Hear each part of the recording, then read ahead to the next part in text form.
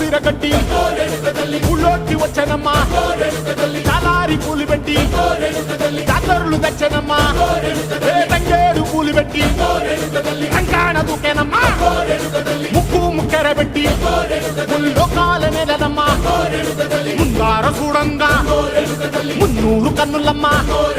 ఎనకాల చూడంగా ఏనూరు కన్నులమ్మా సాధు సిద్ధులంతా సాగిల పడ్డరమ్మా